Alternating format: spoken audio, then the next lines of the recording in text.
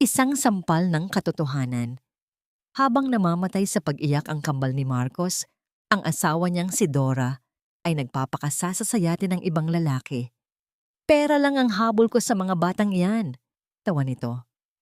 Samantala, si Fina, ang mahirap na taga-Quiapo, ay pumasok sa madilim na mansyon upang iligtas ang mga batang tinalikuran ng mundo. Ngunit hanggang kailan matitiis ni Fina ang pang-aalipusta ng pamilyang Villarreal? Sino ang tunay na ina? Ang nagluwal o ang nag-aruga? Wala kang pangalan dito. Hindi ka tao, kundi isang kasangkapan lamang upang busalan ng ingay na ayaw kong marinig. Binabayaran kita para sa iyong katahimikan, hindi para sa iyong kwento. Ang boses ni Doña Remediosa ay kasing lamig ng marmol na sahig ng higanting mansyong yon sa Makati. Habang binibitawan ng matanda ang mga salitang iyon, si Faustina ay nanatiling nakatayo sa madilim na pasilyo, malapit sa pinto sa likod, ang tanging lagusan na ipinahintulot sa kanya. Mahigpit niyang yakap ang isang kupas na bag na naglalaman ng lahat ng kanyang pag-aari. Ngunit higit sa lahat, naroon ang kanyang nag-iisang kayamanan, isang lumang lampin na may bahid pa ng tuyong luha mula sa kanyang sariling anak na pumanaw na. Isang masakit na kabalintunaan na habang tinatrato siyang parang basahan ng matanda, ang kanyang mga kamay ay nanginginig sa pagnanais na kumarga ng isang buhay na nilalang. Ang bawat salita ng matanda ay tila mga karayom na tumutusok sa kanyang pagkatao, pinapaalala sa kanya na sa mundong ito ng mga Villarreal, ang isang tulad niyang galing sa hirap ay walang puwang, kundi sa anino. Mula sa itaas na palapag, ang nakakabinging iyak ng dalawang sanggol ay nagsimulang gumuhit sa hangin. Ang tunog ay hindi lamang basta pag-iyak ng gutom. Ito ay isang pagsusumamo, isang desperadong tawag na tila humihiwa sa katahimikan ng malawak na bahay. Naramdaman ni Fina ang isang pamilyar na kirot sa kanyang dibdib, ang biglang pagdaloy ng init na tila tumutugon sa bawat hagulgol ng mga bata. Habang ang mga bayarang yaya at mga dalubhasang doktor ay sumuko na sa loob ng 8 oras, si Fina ay dahan-dahang lumakad patungo sa silid ng mga bata. Dala ang kanyang mabigat na gunita at ang awit na tanging ang isang inang nawalan lamang ang nakakaalam. Pagpasok niya sa silid, ang amoy ng mamahaling pabango na humahalo sa amoy ng gatas ay sumalubong sa kanya. Isang amoy na tila mas lalong nagpapatakot sa mga sanggol. Nakita niya ang kambal na nangingitim na ang mga mukha sa tindi ng pag-iyak. Ang kanilang maliliit na kamao ay nakakuyom sa hangin. Walang pag-aalinlangan, inilabas ni Fina ang lumang lampin mula sa kanyang bag. Hindi siya gumamit ng anumang modernong kagamitan. Sa halip, umupo siya sa malamig na sahig sa tabi ng Noy at marahan niyang hinila ang mga bata patungo sa kanyang mainit na bisig. Sinimulan niyang ihele ang mga ito. Ang kanyang boses ay isang mahinang bulong ng ili-ili tulog bata. Isang sinaunang awitin mula sa Visayas na tila may kapangyarihang magpaamo kahit sa pinakamabangis na unos ng damdamin. Sa gitna ng kanyang pag-awit, ang mga pintig ng puso ni Fina ay nagsimulang makisabay sa mahinang paghinga ng mga bata. Ang bawat hagod ng kanyang palad sa likod ng mga ito ay puno ng pag-iingat. Tila ba bawat hawak niya ay isang panalangin para sa kanyang sariling anak na hindi na niya mahahaplos kailanman. Unti-unti, ang mga hikbi ay napalitan ng mahinang pag-ungol hanggang sa ang silid ay balutin ng isang mapayapang katahimikan. Sa sandaling iyon, ang luha ni Fina ay pumatak, hindi dahil sa pagod, kundi dahil sa hapdi ng katotohanang mas kailangan siya ng mga batang ito kaysa sa kanilang sariling ina na kasalukuyang nagpapakasasa sa ibang kandungan. Isang matangkad na anino ang biglang sumulpot sa bukana ng pinto. Si Marcos Villarreal, na may mga matang puno ng puyat at pagkatalo, ay nakatayo doon habang pinagmamasdan ng isang eksenang hindi niya akalaing posible. Sa gitna ng dilim, tanging ang silweta ni Fina ang kanyang nakikita. Isang babaeng tila bahagi ng gabi, ngunit nagbibigay ng liwanag sa kanyang mga anak. Hindi niya makita ang mukha nito, ngunit naramdaman niya ang isang kakaibang antig sa kanyang puso na matagal na niyang kinalimutan. Bago pa man siya makahakbang papasok, muling bumasag ang boses ni Doña Remediosa mula sa kanyang likuran, dala ang isang babalang mas matalas pa sa anumang sandata. Huwag mong isipin na dahil pinatahimik mo sila, ay bahagi ka na ng pamilyang ito.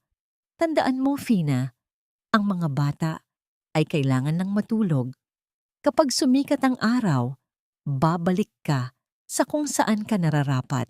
Sa putikan, huwag kang magkakamaling magpakita sa anak ko, kundi itatapon kita sa kulungan bago mo pa man masambit ang pangalan mo. Naiwang nakatitig si Fina sa kadiliman, yakap-yakap ang dalawang buhay na tanging siya lang ang nakakaintindi, habang ang banta ng matanda ay umaalingaw-ngaw sa kanyang isipan. Paano niya tatalikuran ang mga batang ito kung ang kanilang bawat paghinga ay nakakabit na sa kanyang nawasak na puso? Ang pinakamasakit na bahagi ng pagiging isang anino ay ang makitang nagugutom ang mga mahal mo sa gitna ng isang piging, ngunit wala kang karapatang mag-abot kahit isang basong tubig. Ang maliit na bodega sa ilalim ng hagdan ang naging mundo ni Faustina sa loob ng nakalipas na mga araw. Dito, sa pagitan ng mga lumang maleta at mga gamit na hindi na ginagamit, nakalatag ang isang manipis na banig na nagsisilbing himalaya ng kanyang pagod. Walang bintana ang silid na ito. Ang tanging liwanag ay nagmumula sa siwang sa ilalim ng pinto na nagpapaalala sa kanya na siya ay isang lihim na itinatago ng pamilyang Villarreal mula sa mapanghusgang mata ng lipunan.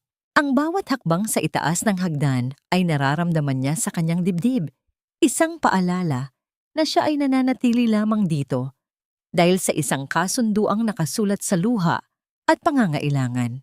Sa tuwing sasapit ang malalim na gabi, lumalabas si Fina mula sa kanyang lungga na parang isang magnanakaw. Hindi siya nagnanakaw ng pilak o ginto, kundi nagnanakaw siya ng sandali upang maging ina sa mga batang tinalikuran ng sariling dugo. Ang bawat paglakad niya sa pasilyo ay tila isang sayaw sa ibabaw ng mga bubog. Kailangang maging magaan ang kanyang mga paa upang hindi magising ang matandang donya na tila may mga pandinig na kasing talas ng agila. Sa loob ng silid ng mga bata, nakita niya si Marcos, ang lalaking may-ari ng lahat ng marangyang gamit na ito. Ngunit mukhang mas miserable pa sa pinakamahirap na pulubi sa Quiapo. Nakatitig si Marcos sa isang larawan ni Dora, ang kanyang asawang mas pinili ang ningning ng Cebu kaysa sa init ng kanyang mga anak. Ang pighati sa mukha ng lalaki ay kasing lalim ng dagat, isang amamin na hindi kayang lunurin ng alak o salapi. "Sir, ako na po ang bahala sa kanila. Magpahinga na kayo," bulong ni Fina habang nananatiling nakayuko ang kanyang ulo. Iyon ang unang pagkakataon na narinig ni Marcos ang boses ni Fina sa malapitan. Hindi ito ang boses ng isang katulong. Ito ay boses ng isang taong nakakaunawa sa bigat ng pasanin sa kanyang balikat. "Bakit sila tumatahimik sa iyo, Fina?" tanong ni Marcos nang hindi tumitingin sa kanya. Ang kanyang boses ay paos at puno ng pag-aalinlangan. "Pinapakain ko sila. Binibigay ko ang lahat. Pero bakit tila mas takot sila sa akin kaysa sa isang taong hindi nila kilala?" Ang mga bata po, Sir Marcos, hindi sila naghahanap ng mga mamahaling laruan o malambot na kama. Ang hanap po nila ay ang tibok ng pusong marunong makinig sa kanilang takot. Sagot ni Fina habang dahan-dahang kinukuha ang umiiyak na si Angela mula sa Noy. Sa mga sandaling iyon, nagtagpo ang kanilang mga paningin. Nakita ni Marcos sa mga mata ni Fina ang isang malawak na disyerto ng kalungkutan, isang sugat na tila kapareho ng sa kanya. Ngunit bago pa man siya makapagsalita, mabilis na kumilos si Fina upang iwasan ang kanyang titig at itinuon ang atensyon sa sanggol. Nang makaalis si Marcos, Naiwang mag-isa si Fina kasama ang kambal. Inihanda niya ang gatas, tinitiyak na ang init nito ay sakto sa balat ng mga bata. Habang nililinis niya ang maliliit na kamay ni Angelo, biglang napatigil ang kanyang paghinga. Ang kanyang mga daliri ay dumapo sa isang bahagi ng balat ng sanggol na hindi dapat naroon. Sa maputing braso ng bata, may isang maliit na pasa, isang kulay ube na marka na tila gawa ng madiing pagkurot, isang marka na ang hugis ay kasing talas ng kuko ng isang matandang sanay sa pananakit. Naramdaman ni Fina ang isang matinding panghihina na sinundan ng isang nag-aapoy na galit. Sino ang gagawa nito sa isang inosenteng sanggol? Sa mansyong ito, na tila kuta ng kaligtasan, may isang halimaw na nagkukubli sa likod ng mga mamahaling damit at perpektong ngangiti. Habang hinahaplos niya ang paa, ang isipan ni Fina ay bumalik sa mga banta ni Doña Remediosa. Ang bawat madiing salita ng matanda ay tila muling umalingaw-ngaw sa kanyang pandinig, kasing talim ng mga kuko na nag-iwan ng marka sa bata. Bakit ang isang sanggol na natutulog ay may ganitong uri ng pinsala sa loob ng sarili nitong bahay? At sino ang susunod na sasaktan kung mananatili siyang tahimik? Ang pagtulong ko sa iyo ay hindi isang regalo, kundi isang utang na dapat mong bayaran ng iyong buong katapatan at katahimikan.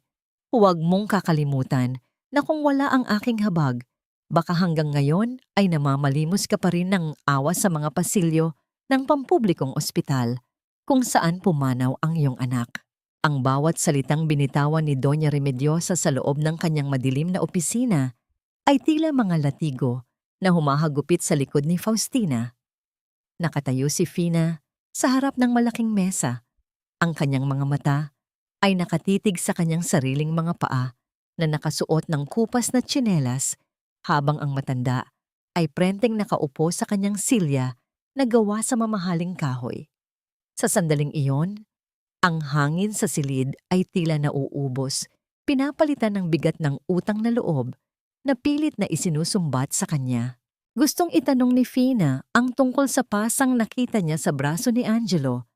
Nais niyang isigaw ang hustisya para sa sanggol, ngunit ang boses niya ay tila nabaon sa ilalim ng takot at pangangailangan. Ipinatong ng matanda ang isang piraso ng papel sa ibabaw ng mesa kasama ang isang gintong pluma.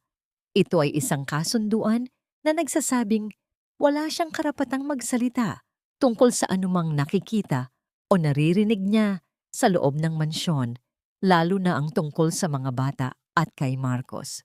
Pirmahan mo ito, Fina. Ito ang tanging paraan upang matiyak ko na ang dumi ng iyong pinanggalingan ay hindi dudungis sa dangal ng mga Villarreal. Isipin mo ang iyong kapatid sa Quiapo. Isipin mo ang iyong kinabukasan.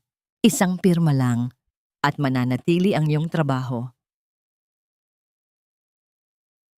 Nanginginig ang mga daliri ni Fina habang inaabot ang panulat. Ang bigat ng papel ay tila kasing bigat ng isang malaking bato na unti-unting lumulunod sa kanya sa gitna ng karagatan. Sa kanyang isipan, naglalaro ang mukha ng kambal, ang kanilang maliliit na ngiti, at ang paraan ng kanilang pagkapit sa kanyang mga daliri sa tuwing natatakot sila. Alam ni Fina na ang bawat letrang isusulat niya ay isang tanikalang lalong magkakabit sa kanya sa malupit na matandang ito. Ngunit wala siyang pagpipilian. Ang kanyang kahirapan ay isang bilangguan at si Doña Remediosa ang may hawak ng susi. Habang ang tinta ay unti-unting dumidikit sa papel, naramdaman ni Fina ang isang kakaibang kirot sa kanyang lalamunan, isang bara na hindi niya kayang ilunok. Ang kanyang dignidad ay tila unti-unting naglalaho, sumasabay sa bawat guhit ng kanyang pangalan. Nang matapos ang pirma, isang malamig na ngiti ang sumilay sa mga labi ng matanda. Isang nangiting walang bahid ng pag-ibig, kundi puro lamang tagumpay. Matalino kang bata, wika ni Remediosa habang maingat na itinago ang papel sa loob ng kanyang drawer. Ngayon, bumalik ka na sa nursery. Siguraduhin mong walang maririnig na kahit anong iyak ang mga kapitbahay. Ayaw kong isipin ng mga tao na hindi kayang alagaan ng pamilyang ito ang sariling atin. Paalis na sana si Fina nang biglang lumiwanag ang screen ng telepono sa ibabaw ng mesa ng matanda na sinundan ng isang mahaba at matinis na tunog na bumasag sa katahimikan ng silid. Nakita ni Fina ang pangalang lumabas sa screen. Isadora. Nagbago ang anyo ni Doña Remediosa. Ang kanyang pagiging kampante ay napalitan ng isang matalas na tensyon. Mabilis niyang sinagot ang tawag at inilagay ito sa speaker mode. Tila sadyang ipinaririnig kay Fina ang boses na mula sa kabilang linya. Isang boses na puno ng kaplastikan, mataas, at tila walang pakialam sa mundong iniwan niya. Mama, sabihin mo kay Marcos na maghanda siya. Nakakabagot na dito sa Cebu at ubos na ang credit limit ko. Babalik na ako sa Makati bukas at sabihan mo ang mga yaya na ayusin ang kwarto ko dahil kasama ko si Celestino. Kailangan naming pag-usapan ang bagong kontrata para sa mga bata. Nanigas si Fina sa kanyang kinatatayuan. Ang pagbabalik ni Dora ay hindi isang pag-uwi ng isang inang nangungulila, kundi isang pagdating ng isang bagyong handang manira ng lahat ng katahimikang pilit na binuo ni Fina sa loob ng nursery.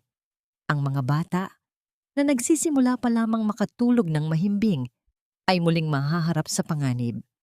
Paano mapoprotektahan ng isang aninong tulad niya ang mga sanggol laban sa tunay na reyna ng mansyong ito? May mga awit na hindi lamang naririnig ng mga tainga, kundi niyayakap ng mga pusong matagal nang nagugutom sa kalinga.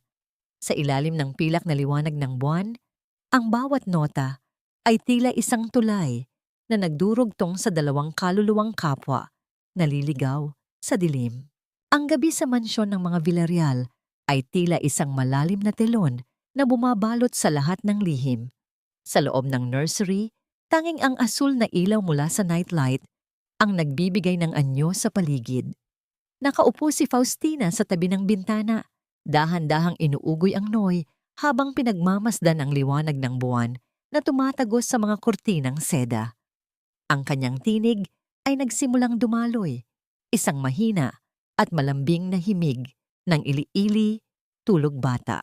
Ang bawat salita ng wikang Hiligaynon ay tila mga haplos ng isang inang nagpapaalam sa kanyang pighati. Habang umaawit siya, tila nawawala ang mga pader ng mansyon at napapalitan ng sariwang hangin ng kapis, ang amoy ng tuyong damo, at ang init ng kanyang pumanaw na anak na tila naroon din sa kanyang tabi. Sa labas ng silid, sa dilim ng pasilyo, nakatayo si Marcos. Hawak niya ang isang baso ng alak na hindi na niya nagawang inumin. Ang kanyang buong katawan ay naninigas sa bawat nota na naririnig niya mula sa loob. Ang tinig ni Fina ay hindi lamang isang kanta. Ito ay isang gunita. Naalala niya ang kanyang sariling ina bago ito naging bato sa ilalim ng kapangyarihan ni Doña Remediosa. Naalala niya ang mga panahong ang mundo ay hindi pa kasing lamig ng isang opisina at kasing gulo ng isang nabigong kasal. Ang boses ni Fina ay may dalang kapayapaan na hindi kayang bilhin ng lahat ng kanyang ari-arian. Dahan-dahang itinulak ni Marcos ang pinto.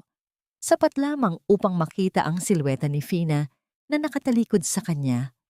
Ang buhok ng babae ay nakalugay, sumasabay sa mahinang ihip ng aircon, habang ang kanyang mga kamay ay patuloy sa banayad na pag-ugoy.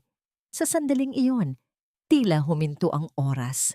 Ang distansya sa pagitan nila ay hindi lamang mga hakbang, kundi mga mundo ng pagkakaiba. Ngunit ang awit ang naging tanging bagay na nagbubuklod sa kanila. Bakit parang kilala ng boses mo ang lahat ng sakit ko? Bulong ni Marcos sa kanyang isipan, hindi magawang bigkasin ng malakas. Tila naramdaman ni Fina ang presensya ng isang tao sa kanyang likuran. Huminto ang kanyang awit at dahan-dahan siyang lumingon. Ang kanilang mga mata ay nagtagpo sa gitna ng madilim na silid. Walang nagsalita. Ang katahimikan ay naging kasing lalim ng isang panalangin. Nakita ni Fina sa mga mata ni Marcos ang isang batang lalaking naghahanap ng kalinga at nakita naman ni Marcos sa mga mata ni Fina ang isang babaeng ang tanging kayamanan ay ang kanyang kakayahang magmahal ng walang kapalit. Isang hakbang ang ginawa ni Marcos papasok. Ang kanyang kamay ay dahan-dahang tumaas, tila naisabuti ng anino ni Fina upang matiyak kung siya ba ay totoo o isang panaginip lamang na gawa ng puyat. Fina, ang mahinang pagbigkas ni Marcos sa kanyang pangalan ay tila isang haplos sa kanyang kaluluwa. Sa unang pagkakataon, hindi siya tinawag na yaya o katulong. Tinawag siya sa kanyang pangalan na may tono ng paggalang at isang pahiwatig ng pagsusumamo. Ngunit bago pa man madapo ang mga daliri ni Marcos sa balikat ni Fina, isang matalim at nakakangilong tinig ang biglang pumunit sa katahimikan ng gabi. Isang sigaw na nagmumula sa ibaba, puno ng galit at pagmamalaki, ang nagpabagsak sa baso ng alak ni Marcos sa makapal na karpet. Ang mahinang tunog ng pagkabagsak nito ay sinundan ng malalakas na yabag ng mga sapatos na takong na tila mga martilyo sa sahig. Marcos, nasaan ka? Hindi mo ba sasalubungin ang asawa mo? Ang pinto ng mansyon sa ibaba ay tila sinelya ng malakas. Ang boses ni Isadora ay umalingaw-ngaw sa buong bahay, kasing talas ng isang kutsilyong handang pumatay sa anumang kapayapaang kasisimula pa lamang mabuo. Ang kambal sa Noy ay biglang nagising at sabay na nagpakawala ng isang iyak na puno ng takot, na tila alam nilang ang tunay na halimaw ay nakauwi na. Napaiwas ang tingin si Fina. Ang kanyang puso ay mabilis na tumitibok sa takot. Alam niyang ang mahiwagang sandaling iyon sa ilalim ng buwan ay natapos na at ang kabanata ng kanyang paghihirap ay muling magbubukas ng mas malupit kaysa dati. Smile, Marcos. Huwag kang magmukhang namatayan para tayong isang perpektong pamilya rito. Make sure the lighting is perfect, Celestino. Kailangan makita ng buong Pilipinas kung gaano ako nangulila sa mga anak ko. Ang tinig ni Isadora ay kasing talas ng bubog na kinalas mula sa isang basag na bintana. Nakatayo siya sa gitna ng malawak na sala ng mansyon.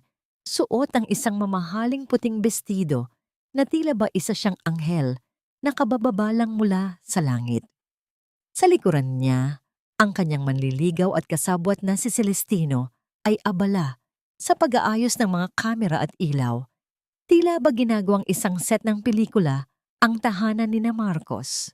Habang ang mga flash ng kamera ay paulit-ulit na nagbibigay ng nakakasilaw na liwanag sa paligid, si Faustina ay nakatago sa likod ng malaking haligi, yakap ang kanyang sarili habang ang kanyang puso ay tila isang tambol na mabilis na pinapalo sa loob ng kanyang dibdib. Napakasakit para kay Fina na makita ang mga batang binuo niya ng pagmamahal sa loob ng ilang linggo na ngayon ay ginagawang mga kagamitan lamang para sa pansariling interes ng kanilang ina. Lumapit si Dora sa Noy at marahas na binuhat si Angelo. Ang sanggol na sanay sa banayad na haplos ni Fina ay biglang nagising at nagpakawala ng isang iyak na puno ng takot. Ang kanyang maliit na katawan ay nanigas, ang kanyang mukha ay biglang nagkulay ube, at ang kanyang mga sipa ay tila humihingi ng saklolo. Oh my God, Angelo! Stop crying! Ang dumi-dumi mo na nga, sisirain mo pa ang aura ko sa camera. Asik ni Dora sa pagitan ng kanyang mga pilit na ngiti para sa lens. Nang hindi tumitigil ang bata, lalo niyang hinigpitan ng pagkakahawak sa manipis na braso nito, ang kanyang mga kuko ay bumamaon sa balat ng sanggol. Ang mismong bahagi kung saan nakita ni Fina ang pasa noong nakaraang gabi. Naramdaman ni Fina ang isang nag-aapoy na puot na humahalo sa kanyang pighati. Gusto niyang tumakbo, agawin ang bata, at itago ito sa kanyang dibdib. Ngunit ang banta ni Doña Remediosa ay tila isang tanikalang nakapulupot sa kanyang mga paa. Nakita niya si Marcos na nakatayo sa isang sulok Ang kanyang mga kamao ay nakakuyom hanggang sa mamuti ang kanyang mga kasukasuan. Ang lalaki ay tila isang bulkan na anumang sandali ay sasabog. Ngunit ang takot sa iskandalo na itinanim ng kanyang ina ay mas matimbang pa rin sa kanyang tungkulin bilang ama.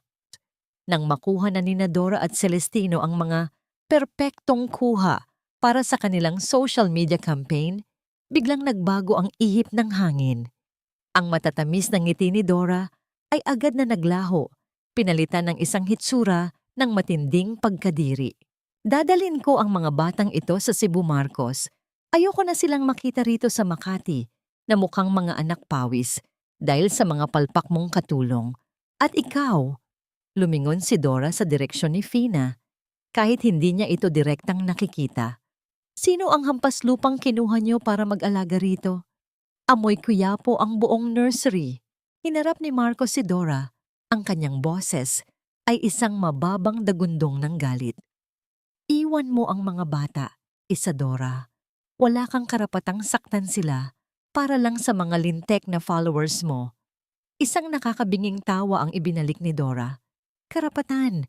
Ako ang nagluwal sa kanila. Sila ang tiket ko para makuha ang lahat ng gusto ko sa pamilyang ito. At kung iiyak lang sila ng iiyak. Sa gitna ng kanyang pagkairita, binuhat ni Dora ang umiiyak na si Angela at nang hindi tumitigil ang bata, maras niya itong itinulak pabalik sa loob ng Noy. Ang tunog ng pagtama ng maliit na katawan ng sanggol sa kutsyon ay sinundan ng isang matalim na katahimikan bago muling pumutok ang isang mas masakit na hagulgol. Ang lakas ng pagkakatulak ay sapat na upang yumanig ang buong Noy. Tila isang babala na walang puwang ang awa sa mga kamay ng inang ito. Napatakip si Fina sa kanyang bibig upang pigilan ang isang tili. Ang kanyang mga mata ay nanlilisik habang nakatingin kay Dora. Sa sandaling iyon, ang takot ni Fina sa pagkakulong o sa pagiging mahirap ay biglang naglaho. Ang tanging nanatili ay ang matinding pagnanais na protektahan ang mga batang itinuturing na niyang sariling anak. Ngunit paano lalaban ang isang aninong tulad niya sa isang reynang protektado ng salapi at kasinungalingan? Ang katotohanan ay tila isang malalim na sugat na pilit itinatago sa ilalim ng magagarang damit. Masakit itong hawakan, ngunit kailangang buksan upang tuluyang humilom ang lahat ng kasinungalingan. Pagkatapos ng kaguluhang idinulot ni Isadora at Celestino, ang mansyon ng mga Villarreal ay nabalot ng isang mabigat at nakakasuffocate na katahimikan. Si Faustina, na tila isang aninong hindi napapansin, ay dahan-dahang pumasok sa nursery upang linisin ang kalat na iniwan ng mga bisita. Ang mga mamahaling laruan na ginamit lamang bilang props ay nakakalat sa sahig. At ang amoy ng alak at sigarilyo ay pilit na sumusuot sa ilalim ng pinto ng silid ng mga bata. Habang pinupulot ni Fina ang isang nahulog na unan, ang kanyang mga kamay ay patuloy na nanginginig sa galit. Hindi niya malimutan ang tunog ng pagkakatulak ni Dora kay Angela. Isang tunog na tila bumasag din sa kanyang sariling puso. Sa isang madilim na sulok ng nursery, sa ilalim ng silya kung saan naupo si Celestino, nakakita si Fina ng isang bagay na kumikinang. Isang maliit at manipis na tablet ang naiwan doon. Ang screen nito ay bukas pa at naglalabas ng isang mahinang asul na liwanag na tumatama sa mga pader. Sa normal na pagkakataon, hindi pa kikialaman ni Fina ang pag-aari ng iba. Ngunit ang isang lakas sa loob niya, ang instinct ng isang inang nagpoprotekta, ang nagtulak sa kanya na abutin ang gadget. Ang kanyang mga daliri ay dahan-dahang dumapo sa makinis na screen at doon, ang isang video file ay nagsimulang tumakbo ng kusa. Ang boses na lumabas mula sa tablet ay kasing pamilyar ng isang bangungot. Nakita ni Fina sa video sina Dora at Celestino na nasa loob ng isang mamahaling sasakyan ilang minuto bago sila pumasok sa mansyon. Walang bahid ng lungkot o pangungulila sa mukha ni Dora. Sa halip, siya ay abala sa pag-aayos ng kanyang kolorete habang tumatawa ng nakakaloko. Huwag kang mag-alala, Celestino. Ang mga batang yan, ang gintong susi natin sa Palawan Resort ni Marcos. Wika ni Dora sa video. Ang kanyang boses ay puno ng pait at kasakiman. Kaunting acting pa, kaunting patak ng luha sa harap ng kamera. At mapapapirma ko rin ang gunggong na iyon sa kasunduan. Kapag nakuha na natin ang pera, itatapon ko ang mga batang yan pabalik sa Makati at hahayaan ko silang mabulok kasama ang kanilang amang bigo. Napahawak si Fina sa kanyang dibdib. Ang kanyang paghinga ay tila nagiging isang mabigat na pasanin. Ang bawat salita mula sa video ay tila mga lason na unti-unting pumapatay sa anumang natitirang respeto niya sa pagkatao ni Dora. Hindi lamang pala pagpapabaya ang ginagawa ng babaeng ito. Ito ay isang planadong pagwasak sa buhay ni Marcos at ng mga inosenteng sanggol. Nakita pa ni Fina sa dulo ng video kung paano magtawanan ang dalawa habang pinag-uusapan ng support money na gagamitin nila para sa kanilang pagbabakasyon sa Europa, habang ang mga anak ni Dora ay nagdurusa sa gutom at takot. Isang mahinang tunog ng pagpihit ng doorknob ang nagpabalik kay Fina sa realidad. Mabilis niyang itinago ang tablet sa ilalim ng kanyang suot na apron bago pa man bumukas ang pinto. Pumasok si Marcos. Ang kanyang mga bahagi ng muka ay tila mas lalong tumanda dahil sa pagod at pighati. Tiningnan niya si Fina, isang tingin na humihingi ng patawad para sa lahat ng kaguluhang nangyari, ngunit hindi niya alam ang katotohanang kasalukuyang nakatago sa bulsa ni Fina. Nais isigaw ni Fina ang lahat. Nais niyang ipakita ang video at sabihin kay Marcos na ang asawang pilit niyang iniintindi ay isang lobong nagbabalat kayong tupa. Ngunit naalala niya ang pirma niya sa dokumento ni Doña Remediosa. Naalala niya ang banta ng matanda na itatapon siya sa kulungan. Kung magsasalita siya ngayon, sino ang maniniwala sa isang mahirap na taga-Quiapo laban sa isang makapangyarihang socialite? Habang papalapit si Marcos sa noying kanyang mga anak, ang bigat ng lihim na hawak ni Fina ay tila naging isang malaking bato sa kanyang lalamunan. Alam niyang nagsisimula pa lamang ang laban at ang video na ito ang kanyang magiging tanging sandata o ang kanyang sariling bitayan.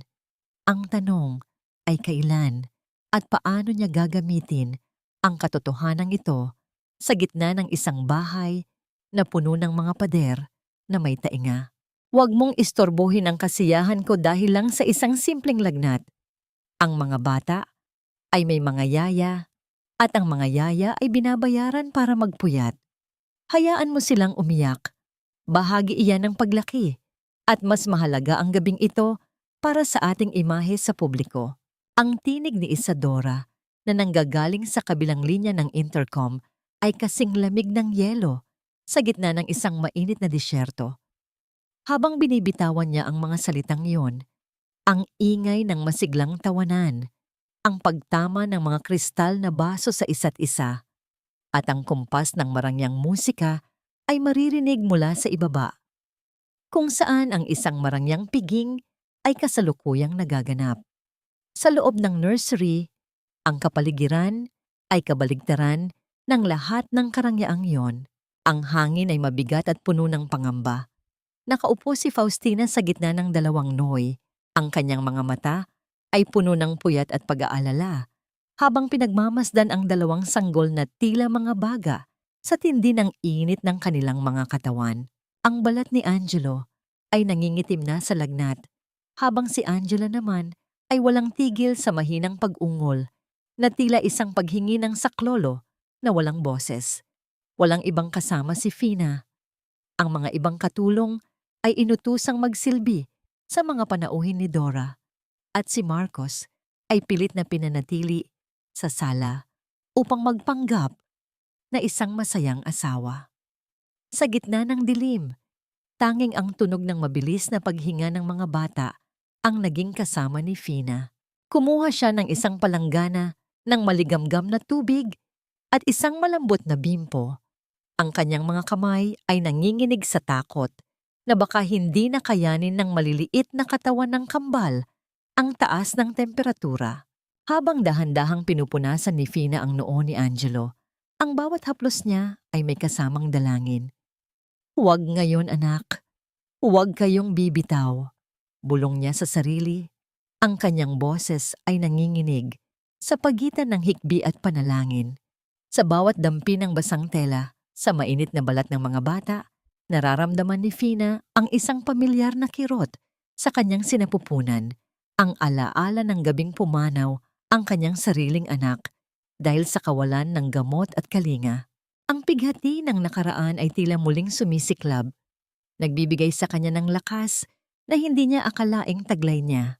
Hindi alintana ni Fina ang kanyang sariling pagod. Kahit ang kanyang mga binti ay tila namamanhid na sa matagal na pagluhod sa sahig, patuloy niyang inuugoy ang mga noy. Ang kanyang sariling katawan ay ginagawa niyang panangga sa lamig ng aircon na ayaw ipapatay ni Dora dahil masisira raw ang ayos ng kanyang buhok kung pagpapawisan siya sa loob ng bahay. Ang bawat patak ng pawis sa noo ni Fina ay sumasama sa kanyang mga luha, isang tahimik na sakripisyo na walang nakakakita sa gitna ng kumukititap na mga ilaw ng Makati. Lumipas ang mga oras at ang lagnat ng mga bata ay tila hindi bumababa. Sa desperasyon, binuhat ni Fina ang kambal ng sabay, idiniit ang kanilang maliliit na katawan sa kanyang sariling balat, sinusubukang hiramin ang init ng kanilang mga karamdaman upang mailipat sa kanyang sarili. Iyon ang tanging paraan na alam niya, ang init ng isang inang handang masunog para lamang maligtas ang kanyang mga anak. Sa gitna ng katahimikan, ang awit ng ili-ili ay muling dumaloy. Ngunit sa pagkakataong ito ay isang awit ng pakikipaglaban sa kamatayan. Biglang bumukas ang pinto ng nursery nang may matinding lakas. Ang liwanag mula sa pasilyo ay tumama sa mukha ni Fina, na kasalukuyang nakayakap sa dalawang bata habang ang kanyang sariling damit ay basang-basa na rin ng pawis at tubig. Nakatayo sa bukana ng pinto si Isadora. Ang kanyang muka ay puno ng pagkainis at ang kanyang mga mata ay nanlilisik sa galit. Hindi siya pumasok upang tingnan ang kalagayan ng kanyang mga anak. Pumasok siya dahil sa ingay na naririnig niya mula sa intercom. "What do you think you're doing?" Sigaw ni Dora. Ang kanyang boses ay pumunit sa mapayapang sandali ng panggagamot ni Fina. "Bakit mo hinahawakan ang mga anak ko ng ganyan? Amoy pawis ka at amoy mahirap. Sinabi ko sa iyo na hahayaan mo silang umiyak. Hindi ko sinabing gawin mo silang parang mga anak ng squatter." Nanatiling nakayuko si Fina, ngunit hindi niya binitawan ang mga bata. Ang kanyang mga bisig ay lalong humigpit ang yakap sa kambal. Isang kilos ng pagprotekta na tila isang tahimik na deklarasyon ng digmaan laban sa malupit na reyna ng mansyon. Alam ni Fina na sa sandaling iyon, ang kanyang pananatili sa bahay na ito ay nanganganib na muling mawasak. Ngunit ang tanong na bumabagabag sa kanyang puso ay hindi kung saan siya pupunta, kundi kung sino ang yayakap sa mga batang ito kung siya ay tuluyan ng itatapon sa labas ng mga pader na ito. Ang lakas ng loob mong yakapin ang mga anak ko ng ganyan, para kang isang maruming basahan na pilit idinidikit sa pinakamamahaling seda. Sino ka ba sa akala mo? Isang hamak na taga rito na binabayaran lang para magpuyat, hindi para magpanggap na ina. Ang bawat salita ni Isadora ay tila mga lason na ibinubuga sa mukha ni Faustina, habang ang nursery ay nababalot ng tensyong kasing bigat ng isang paparating na unos. Si Fina, napagod na ang katawan mula sa magdamag na pag-aalaga sa may lagnat na kambal, ay nanatiling nakatayo sa tabi ng Noy. Ang kanyang buhok ay gulo-gulo, ang kanyang mga mata ay namumula sa puyat, ngunit ang kanyang diwa ay gising na gising. Hindi siya natatakot para sa kanyang sarili, natatakot siya para sa dalawang batang muling nagising at nagsimulang umiyak dahil sa lakas ng boses ng kanilang ina. "Ma'am, pakiusap po, huwag po kayong sumigaw. May lagnat po ang mga bata. Kailangan po nila ng kapayapaan. Mahinahong sagot ni Fina, kahit na ang kanyang mga kamay ay nanginginig na sa loob ng bulsa ng kanyang apron. Isang matalim at mapang-uyam na tawa ang ibinalik ni Dora. Kapayapaan? O baka naman sinusubukan mong nakawin ang loob ng mga anak ko para magtagal ka rito sa mansyon. Alam ko ang estilo ng mga katulad mo. Gagamitin ang pagpapakitang tao para makuha ang awa ni Marcos. You're just a pathetic child snatcher in the making. Sa gitna ng kanyang galit, isang mabilis na paggalaw ang ginawa ni Isadora. Ang malakas na hampas ng kanyang palad ay gumuhit sa kanang pisngi ni Faustina, isang tunog ng pag-atake na bumasag sa lahat ng pasensyang pilit na pinanghahawakan ng dalaga. Ang tindi ng sampal ay sapat na upang mapaling ang ulo ni Fina sa isang tabi at ang hapdi ay agad na kumalat sa kanyang balat, kasunod ang lasa ng dugo sa loob ng kanyang labi. Ngunit hindi umiyak si Fina. Sa halip, dahan-dahan niyang ibinalik ang kanyang tingin kay Dora. Ang kanyang mga mata ay nag-aapoy sa isang uri ng katapangan na hindi pa nakikita ng sinuman sa bahay na yon. Maari niyo po akong saktan, Ma'am Isadora. Wika ni Fina. Ang kanyang boses ay malamig at matatag. Maari niyo po akong tawagin sa lahat ng masasakit na pangalan. Pero hindi niyo mababago ang katotohanan na habang nagsasaya kayo sa ibaba, ang mga anak niyo ay naghihingalo sa lagnat at ang pangalan ko ang hinahanap nila, hindi ang sa inyo. Lalong naggit-ngit ang mga ngipin ni Dora. Itataas na sana niya muli ang kanyang kamay para sa pangalawang sampal nang biglang bumukas ang pinto ng nursery. Nakatayo doon si Marcos. Ang kanyang mukha ay kasing dilim ng gabi. Ang kanyang mga mata ay palipat-lipat sa kanyang asawang hingal na hingal sa galit at kay Fina na may namumulang pisngi at bahid ng dugo. What is going on here? Ang dagundong ni Marcos ay nagpatahimik sa buong silid. Sa isang iglap, tila nagbagong anyo si Isadora. Ang galit sa kanyang mukha ay napalitan ng mga pekeng luha at isang ekspresyon ng matinding takot. Mabilis siyang tumakbo patungo kay Marcos at yumakap sa braso nito. Ang kanyang boses ay naging isang pagsusumamo. Marcos, thank God you're here. Ang babaeng ito. Sinubukan niyang saktan ng mga bata. Nahuli ko siyang niyayakap sila nang napakahigpit na tila sinasakal sila. Nang pigilan ko siya, sinabihan niya akong wala akong kwentang ina. Tumingin si Marcos kay Fina. Nakita niya ang bakas ng sampal sa pisngi nito. Nakita niya ang pagod na hindi kayang ikubli at nakita niya ang dalawang anak na ngayon ay nananahimik na dahil sa takot sa kanilang paligid.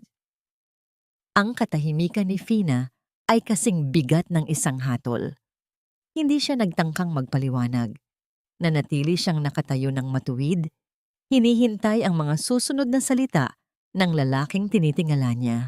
Fina, totoo ba ang sinasabi ng asawa ko? Mabagal na tanong ni Marcos.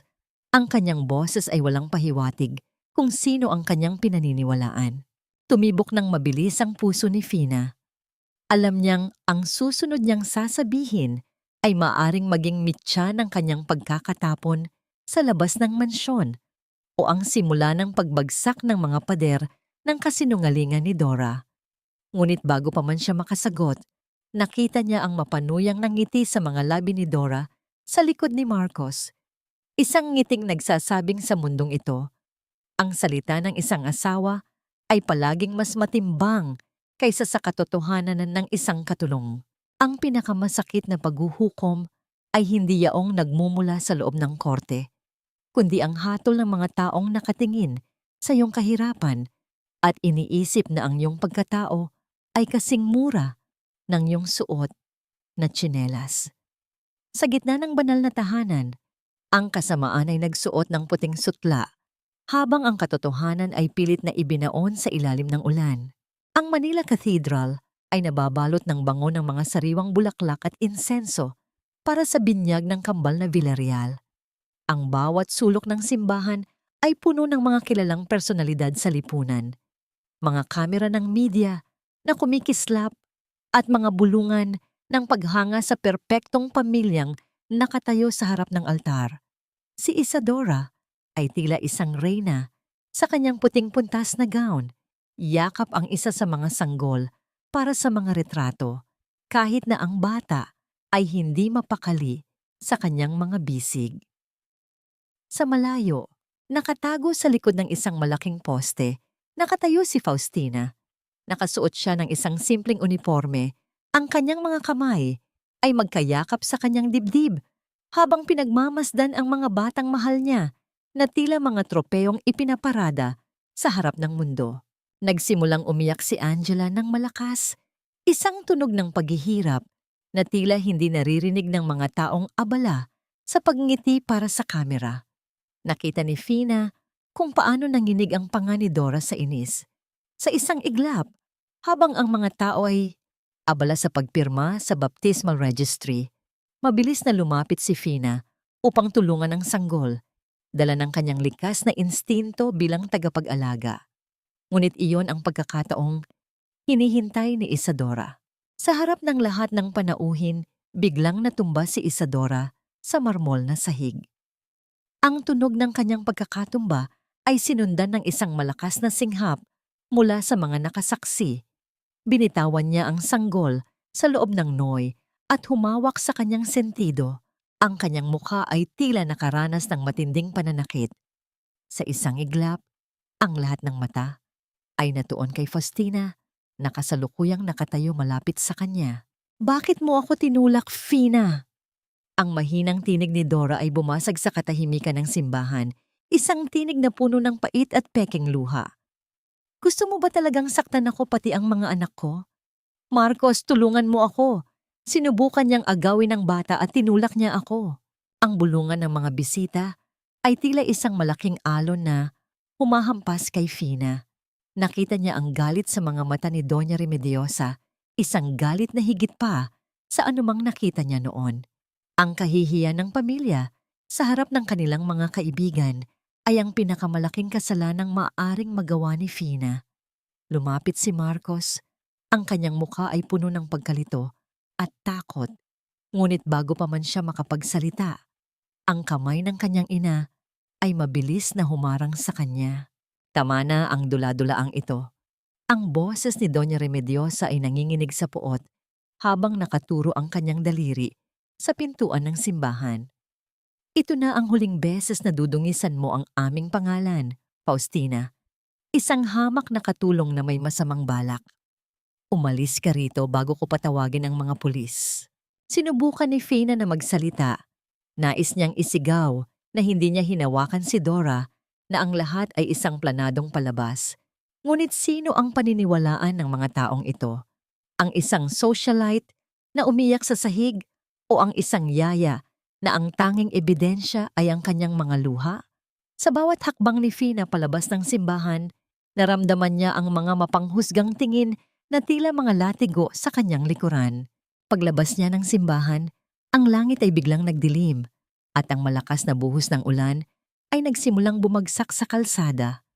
Ang bawat butil ng tubig ay tumatama sa kanyang balat na tila mga karayom ng yelo. Sa gitna ng baha, hinarap siya ng security guard ng mga Villarreal, bitbit ang kanyang maliit na bag ng mga gamit. Sabi ng donya, "Huwag ka na raw babalik." At ito pa, kinuha ng guard ang kanyang mga tsinelas at itinapon ang mga ito sa malayo sa gitna ng rumagasang tubig sa kanal. Hindi ka karapat-dapat na lumakad sa lupang nilalakaran nila. Naiwang nakatayo si Faustina sa gitna ng ulan. Ang kanyang mga paa ay nakayapak sa magaspang at malamig na semento. Ang kanyang bag ay basang-basa. Ang kanyang puso ay tila isang piraso ng basong nadurog sa libu-libong piraso. Habang pinagmamasdan niya ang mga sasakyang mabilis na dumadaan at tumatalsik ang maruming tubig sa kanyang damit, ang tanging naiwan sa kanyang isipan ay ang mukha ng kambal na ngayon ay nasa kamay ng isang inang walang kaluluwa. Paano siya lalaban kung ang buong mundo ay nakatalikod na sa kanya? Paano siya mabubuhay kung ang tanging dahilan ng kanyang pagbangon ay kinuha na sa kanya Sa gitna ng isang banal na seremonya, sa gitna ng dilim at lamig ng Intramuros, ang tanging kasama ni Fina ay ang kanyang mga sariling hikbi na nilulunod ng tunog ng walang humpay na ulan. Ang tunay na tahanan ay hindi nasusukat sa taas ng mga pader o sa kinang ng mga kristal na dekorasyon, kundi sa init ng bisig na handang tumanggap sa iyo kahit ikaw ay basang-basa ng ulan at putik ng pangungutya. Sa gitna ng ingay at baho ng Quiapo, doon matatagpuan ang katahimikang ipinagkait ng marangyang mansyon sa Makati. Ang bawat hakbang ni Faustina sa maputik na eskinita ng Quiapo ay tila isang paglalakbay sa ilalim ng dagat. Ang kanyang mga paa, na kanina pa nakayapak sa malamig na semento, ay namamanhid na sa bawat tusok ng maliliit na bato at kalawang na yero sa paligid. Ang maruming tubig mula sa mga kanal ay tumatalsik sa kanyang binti, ngunit hindi na niya ito alintana. Ang bigat ng kanyang basang bag ay hindi hamak na mas magaan kaysa sa bigat na nararamdaman niya sa kanyang dibdib. Isang uri ng pighati na tila isang malaking bato na nakatali sa kanyang leeg. Hinihila siya pababa sa kailaliman ng kawalang pag-asa. Ate Fina, Diyos ko, anong nangyari sa'yo? Ang boses ni Luningning ay puno ng gulat at pag-aalala habang mabilis itong tumatakbo patungo sa kanyang kapatid. Sa gitna ng maliliit na stall ng kakanin sa labas ng kanilang barong-barong, ang liwanag mula sa isang gaserang mitsa ay tumama sa maputla at nanginginig na mukha ni Fina. Agad na binalot ni Ningning ng isang tuyong kumot ang kanyang kapatid. Ang init ng tela ay tila isang milagro sa gitna ng nagyayelong gabi. Wala na, Ning. Wala na silang lahat. Ang tanging nasambit ni Fina bago tuluyang bumigay ang kanyang mga tuhod. Napaupo siya sa sahig na gawa sa pinagtagpi-tagping kahoy. Ang kanyang mga hikbi ay hindi na mapigilan. Hindi siya umiiyak dahil sa gutom o dahil sa pagkakatapon sa kanya. Umiiyak siya dahil sa bawat alaala ng amoy ng gatas sa lieg ni Angelo at ang paraan ng pagkapit ni Angela sa kanyang daliri. Ang bawat luhang pumapatak mula sa kanyang mga mata ay tila isang pagpapaalam sa mga batang itinuring niyang sariling dugo, na ngayon ay naiwan sa kamay ng isang malupit na ina. Pilit na pinakain ni Ningning si Fina ng mainit na bibingka. Ang tamis ng asukal at itlog na maalat ay tila isang paalala na may buhay pa sa labas ng mansyon ng mga Villarreal. Huwag kang sumuko, ate. Hindi ka nila pwedeng tapakan ng ganyan habang buhay. Alam ko ang kabutihan ng puso mo. Kung itinapon ka nila, sila ang nawalan, hindi ikaw. Ngunit habang binubuksan ni Fina ang kanyang basang bag upang ilabas ang kanyang mga damit, isang matigas na bagay ang tumama sa kanyang kamay. Ang kanyang puso ay tila tumalon sa kaba. Sa ilalim ng kanyang mga basang uniforme, naroon pa rin ang manipis na tablet ni Celestino na nakalimutan niyang ibalik sa gitna ng kaguluhan. Sa kabila ng pagkakababad sa ulan, ang gadget ay tila gumagana pa rin nang muling sumindi ang screen nito. Ang asul na liwanag nito ay tumama sa mga pader ng kanilang barong-barong, tila isang mitya ng pag-asa sa gitna ng kadiliman. Ano iyan, ate? Tanong ni Ningning habang nakasilip sa screen. Ito ang ebidensya, Ning. Ito ang katotohanang pilit nilang ibinabaon. Bulong ni Fina, ang kanyang boses ay unti-unting nagkakaroon ng tibay. Dito nakatago ang plano ni Isadora. Dito nakasulat kung paano niya gagamitin ang mga bata para sa pera. Ngunit ang panandaliang pag-asa ay muling napalitan ng takot nang ang telepono ni Ningning ay tumunog. Isang mensahe mula kay Ate Lita, ang katulong sa mansyon na tanging kakampi ni Fina, ang lumabas sa screen. Ang mga salita sa text ay tila isang malamig na tubig na ibinuhos sa kanya. Fina, itakas mo ang sarili mo. Pinapalabas ni Dora na nagnakaw ka ng mahahalagang alahas bago ka umalis. At ang mga bata, mula nang umalis ka, ayaw na nilang dumede. Sabi ng doktor, baka ma-dehydrate sila kung hindi titigil ang pag-iyak. Napatayo si Fina Ang kanyang mga kamay ay mahigpit na nakakuyom sa tablet. Ang kanyang puso ay muling nadurog para sa kambal. Ang katahimikan ng kuyapo ay biglang napalitan ng tunog ng paparating na mga sirena ng pulis sa dulo ng kalsada, tila mga asong gutom na naghahanap ng biktima sa dilim. Kailangan kong bumalik, Ning. Hindi dahil sa alahas, kundi dahil sa mga bata. Hindi ko sila hahayaang mamatay sa kamay ng babaeng yon. Wika ni Fina, habang ang kanyang mga mata ay nanlilisik sa determinasyon. Paano tatakasan ni Fina ang batas habang sinusubukang iligtas ang mga batang tanging siya lang ang makakapagpatigil sa pag-iyak? 1,000,000 bawat bata, Isadora. Isipin mo ang buhay natin sa Europa. Kapag nakuha na natin ang pirma ni Marcos, hindi na natin kailangan ang mga paslit na yan. Kailangan lang natin ang kanilang halaga. Ang tinig ni Celestino mula sa maliit na speaker ng tablet ay tila isang malamig na haplos ng kamatayan sa gitna ng mainit na gabi sa Quiapo. Sa loob ng barong-barong ni na Faustina, ang tanging maririnig ay ang mahinang pagpatak ng ulan sa butas-butas na yero. Bawat tulo ay tila isang segundo ng buhay ng mga bata na unti-unting nauubos. Nakatitig si Fina sa screen. Ang kanyang mga mata ay nanlalaki sa takot habang pinagmamasdan ang madilim na mukha ni Celestino na nagpapaliwanag ng kanyang plano. Hindi lamang pala ito tungkol sa ari-arian. Ito ay isang laro ng buhay at kamatayan kung saan ang kambal ay gagawing pain upang mapilitan si Marcos na isuko ang lahat. You have to hide, ate. Baka mamaya ay nandito na ang mga pulis. I-delete mo na ang video na yan at tumakas ka na habang may oras pa. Ang pabulong na sigaw ni Luningning ay puno ng desperasyon habang pilit niyang isinasara ang mga bintanang gawa sa kapirasong kahoy. Pinapalabas nilang magnanakaw ka, Fina. Kapag nahuli ka nila, walang maniniwala sa'yo kahit anong ebidensya ang ipakita mo. Ngunit si Faustina ay tila naging isang estatwa walang pighati. Ang kanyang kamay ay nakahawak sa kanyang tiyan, kung saan tila nararamdaman niya ang gutom at uhaw ng mga batang iniwan niya sa Makati. Hindi ko pwedeng iwan ang mga bata, Ning. Nakita mo ba ang mga mata ni Celestino? Wala siyang kaluluwa. Sasaktan nila sina Angelo at Angela kapag hindi nakuha ang gusto nila. I-frame up nila ako para sa pagnanakaw para mawala ang atensyon ng publiko sa gagawin nilang pag-alis. Muling nagliwanag ang telepono ni Ningning. Isang tawag mula sa isang hindi kilalang numero. Ngunit alam ni Fina kung sino ang nasa kabilang linya.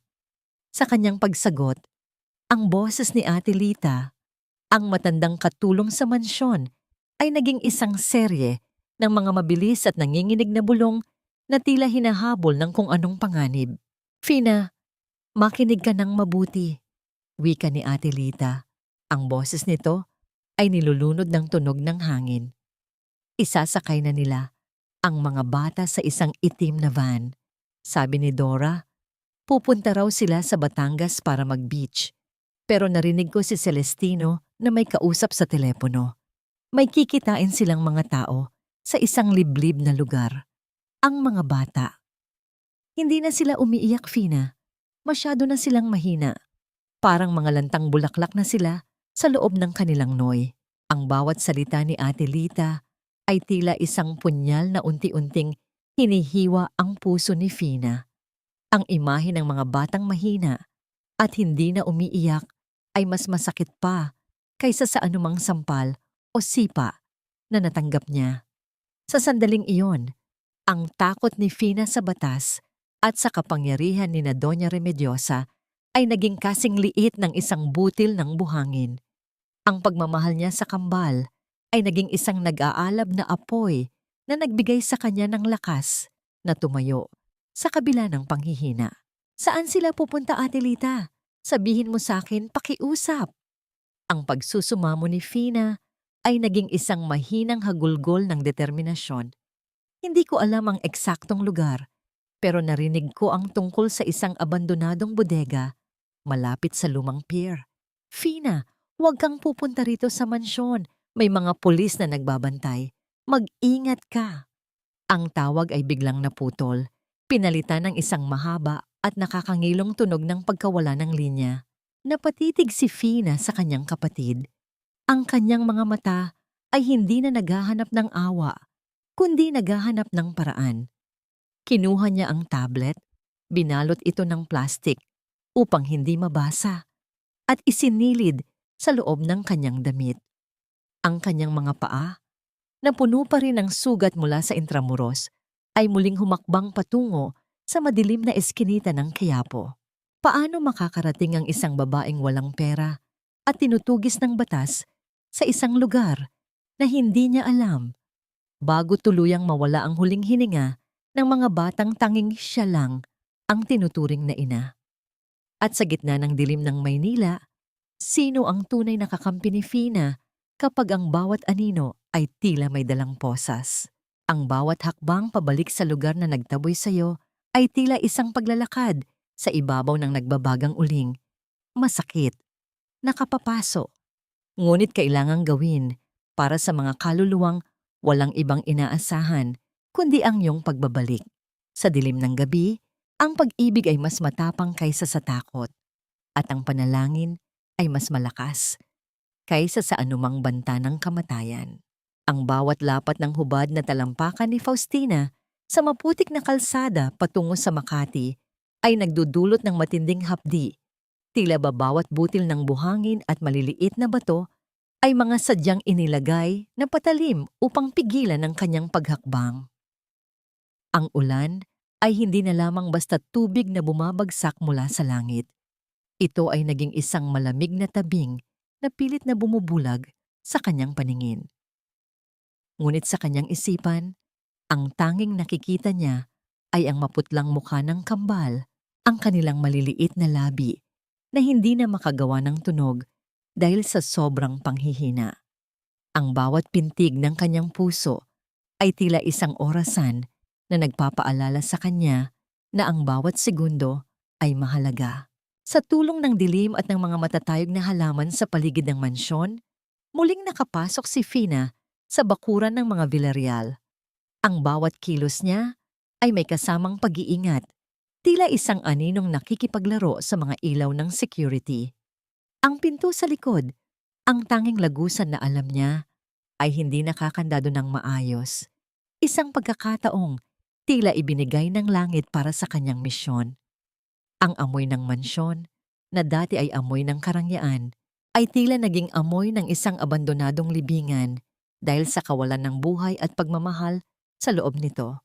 Habang dahan-dahang umaakyat si Fina sa hagdan, narinig niya ang mahinang pag-ungol mula sa nursery. Ang tunog na yon ay hindi na isang yak, kundi isang hikbi ng mga batang malapit ng sumuko. Ang bawat baitang ng hagdan ay tila naging isang bundok na kailangang lundagin ng kanyang nanginginig na mga binti. Pagdating niya sa tapat ng silid, ang kanyang kamay ay dahan-dahang dumapo sa doorknob. Ngunit bago pa man niya ito mapihit, ang isang malamig at matigas na bagay ay bumaon sa kanyang likuran. Sabi ko sa'yo, huwag ka nang babalik, Faustina. Ang isang magnanakaw na tulad mo ay walang karapatang pumasok muli sa aking pamamahay. Ang boses ni Doña Remediosa ay hindi na lamang malamig. Ito ay pununo ng isang desperadong galit. Dahan-dahang lumingon si Fina at nakita ang matandang babae na nakatayo sa dilim. Ang kanyang mga mata ay nanlilisik sa puot.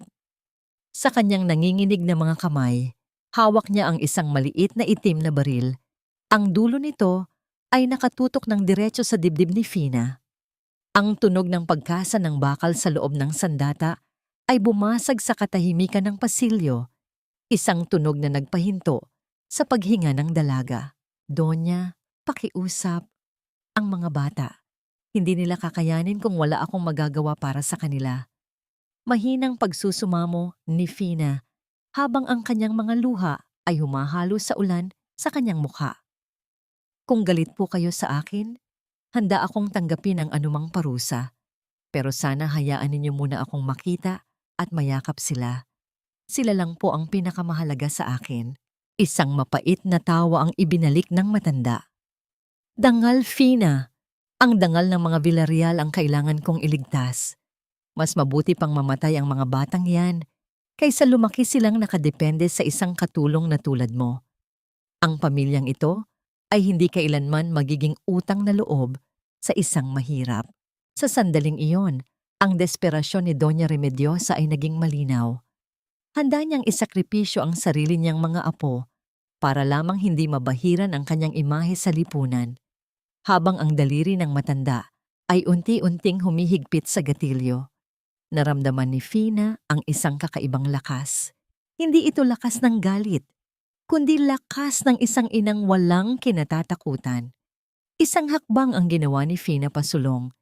Idiniit ang kanyang dibdib sa dulo ng baril. Ang kanyang mga mata ay direktang nakatitig sa kaluluwa ng matanda. Kung iyan po ang kailangan para mapatahimik ang inyong dangal, ituloy niyo po. Wika ni Fina. Ang kanyang boses ay naging kasing tatag ng isang bato sa gitna ng unos.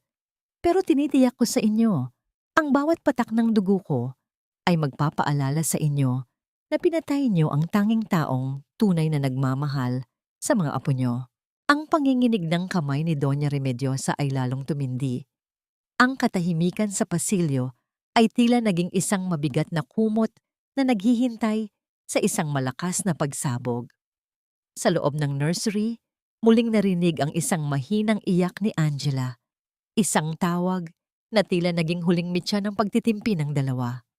Pipitikin na ba ng matanda ang gatilyo o magagawa ba ni Fina na lampasan ang huling hadlang na ito bago tuluyang mawala ang hininga ng mga bata?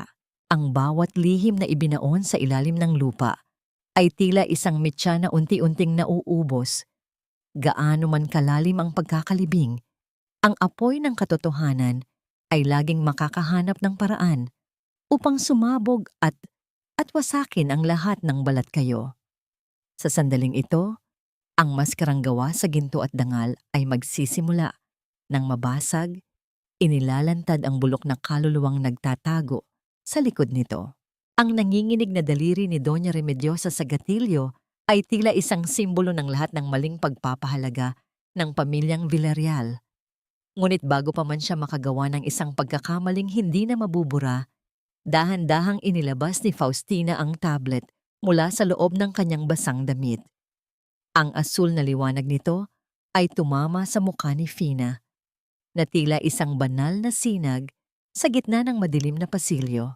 Hindi ako ang kalaban niyo, Doña Remediosa. Tingnan niyo po ang tunay na demonyong pinatuloy niyo sa inyong pamamahay. Ang boses ni Fina ay naging isang mahinahong awit ng katotohanan. Pinindot niya ang play button at ang boses ni Isadora na puno ng pag-uuyam at kasakiman ay muling umalingaw sa pasilyo. Mas malakas at mas matalas kaysa sa anumang baril. Iyang mga batang yan ang gintong susi natin.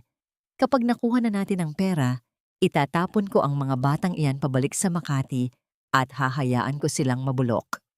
Ang bawat salitang lumalabas sa speaker ay tila mga sampal sa mukha ng matanda. Nakita ni Fina kung paano unti-unting ibinaba ni Doña Remediosa ang baril. Ang kanyang mukha ay nawalan ng kulay at ang kanyang buong katawan ay nanghina. Ang dangal na pilit niyang pinoprotektahan ay gumuho sa isang iglap nang mapagtanto niyang ang manugang na pinili niyang konsintihin ay ang mismong taong maglulubog sa kanilang pamilya sa putik. Mama, anong ginagawa niyo? Ang boses ni Marcos mula sa kabilang dulo ng pasilyo ay tila isang hatol ng tadhana. Nakatayo siya doon, basa rin ng ulan. Ang kanyang mga mata ay nanlilisik sa gulat at pighati nang makitang ang kanyang sariling ina ay may hawak na sandata laban sa babaeng tanging nag-aalaga sa kanyang mga anak. Mabilis siyang lumapit at kinuha ang baril mula sa kamay ng matanda. Bago ibaling ang kanyang pansin sa video na patuloy na tumatakbo sa kamay ni Fina. Sa bawat segundong lumilipas, ang mukha ni Marcos ay nagbabago mula sa pagkagulantang patungo sa isang matinding puot na hindi pa nakikita ng sinuman. Ang kanyang mga panga ay nagngangalit at ang kanyang mga kamao ay nakakuyom ng mahigpit hanggang sa pumutok ang kanyang mga kasukasuan. Sa loob ng ilang minuto, ang lahat ng kasinungalingang itinanim ni Isadora sa kanyang isipan ay nabuwal, pinalitan ng isang masakit na realidad na siya ay naging bulag sa harap ng tunay na pag-ibig at sakripisyo. Patawarin mo ako, Fina. Patawarin mo ako. Ang mahinang boses ni Marcos ay tila isang pagsusumamo ng isang taong nalulunod.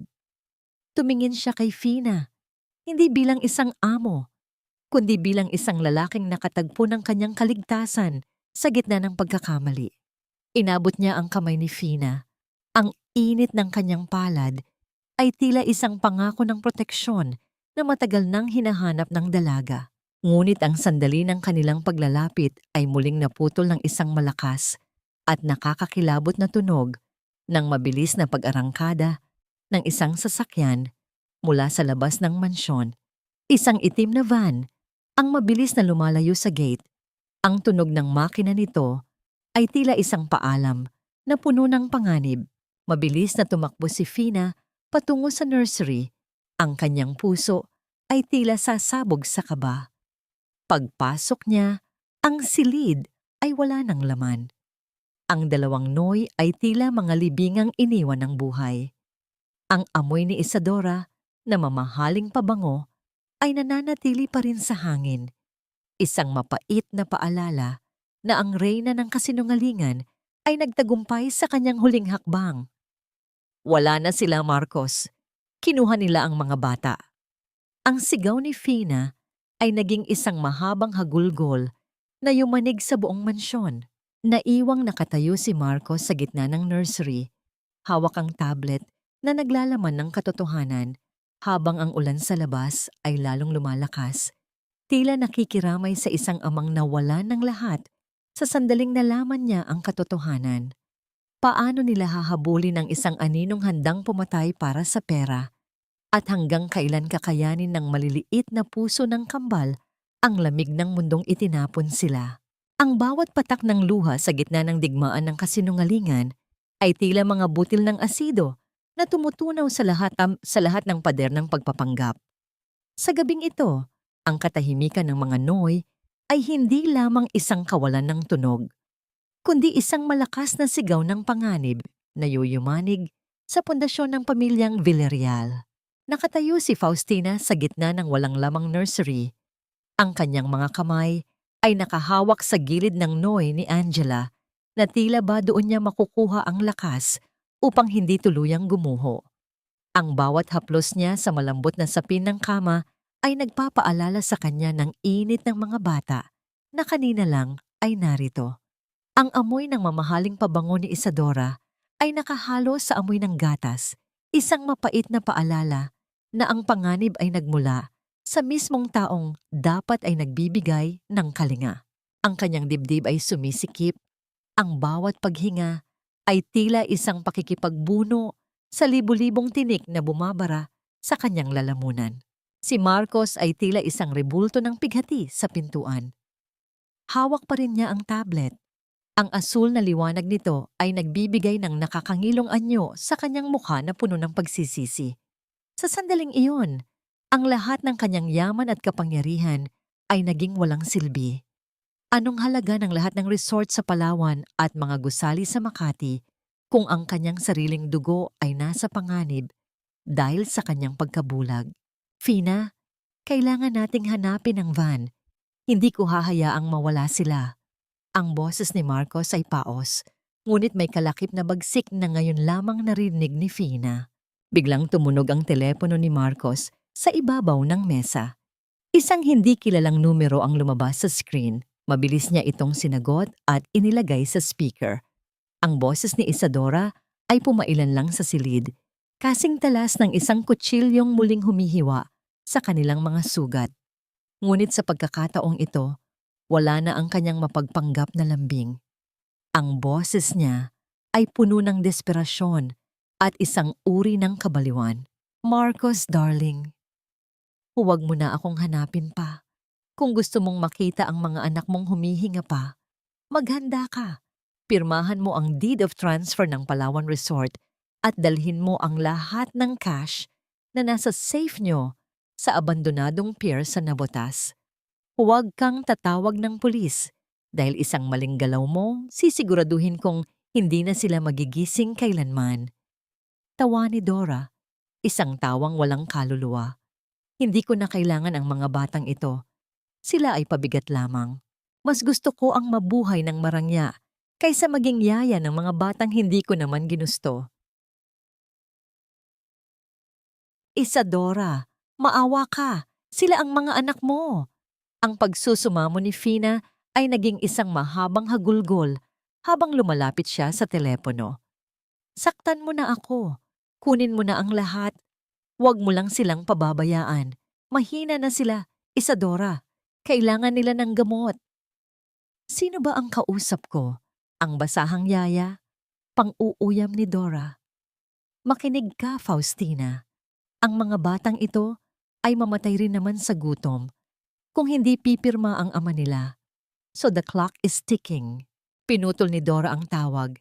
Iniiwan ang silid sa isang nakatutulig na katahimikan. Napaluhod si Fina sa sahig. Ang kanyang mga kamay ay nakatakip sa kanyang mukha habang ang kanyang buong katawan ay nanginginig sa takot. Naalala niya ang kanyang sariling anak na pumanaw sa kanyang bisig dahil sa kawalan ng tulong. Ang trauma ng nakaraan ay tila isang malaking alon na muling lumalamon sa kanya. Hindi ko hahayaang mangyari uli ito. Hindi uli! Bulong ni Fina sa kanyang sarili. Tumingala siya kay Marcos. Ang kanyang mga mata ay nanlilisik sa determinasyon sa kabila ng mga luha. Marcos, alam ko ang lugar na yon. Ang abandonadong pier. Doon ako lumaki sa paligid ng mga barong-barong bago ako napadpad sa Quiapo. Alam ko ang mga pasikot-sikot doon. Kailangan nating pumunta ngayon din. Kahit na ang ulan sa labas ay tila isang pader ng tubig, mabilis na kumilos ang dalawa.